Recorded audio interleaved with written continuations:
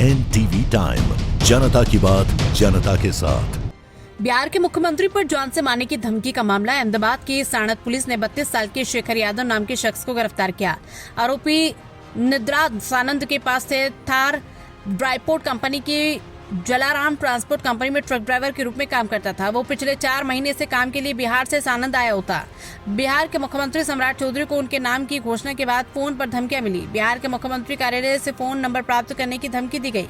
मारपीट संबंधी याचिका पर हुई बहस के बाद मुख्यमंत्री को धमकी मिली। मुख्यमंत्री द्वारा संग्रामपुर जिले के मुंगेर पुलिस स्टेशन में एक आधिकारिक शिकायत दर्ज कराई गई। बिहार पुलिस और सानंद पुलिस ने संयुक्त रूप से अभियान चलाया और आरोपियों को गिरफ्तार किया।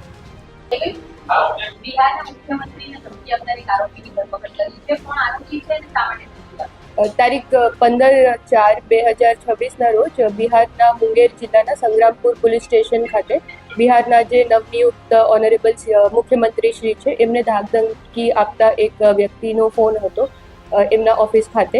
તો એ બાબતે સંગ્રામપુર પોલીસ સ્ટેશને એફઆઈઆર નોંધવામાં આવી હતી. BNS કલમ જે ક્રિમિનલ ઇન્ટિમિડેશન છે એના અંતર્ગત સદર બાબતે એસપી મુંગેર એ અમદાવાદ ગ્રામ્ય એસપી શ્રી ઓમપ્રકાશ જાટ સાથે સંકલન કરીને અહીંયા જે આરોપી છે અહીંયા સાણંદ ખાતે હોવાની જાણ કરી હતી. તો સદર જે મેટર હતી એમાં સાણંદની પોલીસ સ્ટેશનની ટીમ તથા જે SHO શ્રી છે BT ગોહિલ તથા એમની સર્વેલન્સ ટીમે વેરિયસ સોર્સિસ વાયા હ્યુમન સોર્સિસ અને ખાસ કરીને ટેકનિકલ સોર્સિસના માધ્યમથી જે આરોપી છે એમને ઝડપી પડ્યો હતો.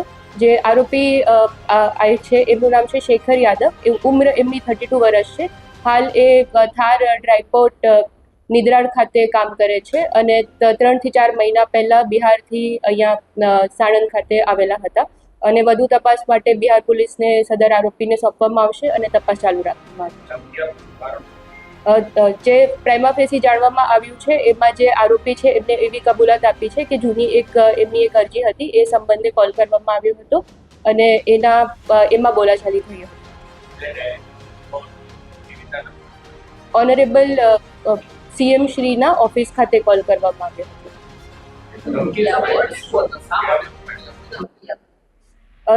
ઓનરેબલ CM શ્રીને જાનથી મારી નાખવાની ધમકી આપવામાં આવી. એક જૂની મારામારીની વિશેની એક અરજી હતી ત્યાં બિહાર ખાતે. એ બધું તપાસ ઉપર ચાલુ રાખ્યું છે.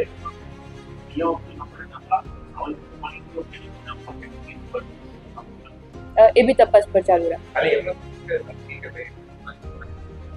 ધાકધમકીની જાણ થઈ હતી તો એ રીતે ક્રિમિનલ ઇન્ટિમિડેશન વાયા એક FIR દાખલ કરવામાં એ તપાસ ઉપર ચાલુ. લાસ્ટ 4 મંથથી અહીંયા એ કબૂલાત આપી છે અને બિહાર પોલીસને વધુ તપાસ માટે સોંપેલું છે.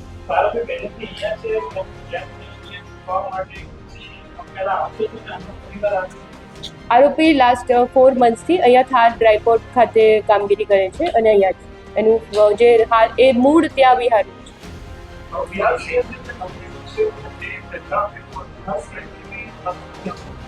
એવી કોઈ હકીકત હજી જાણવામાં આવી નથી. Prima facie we don't have any information.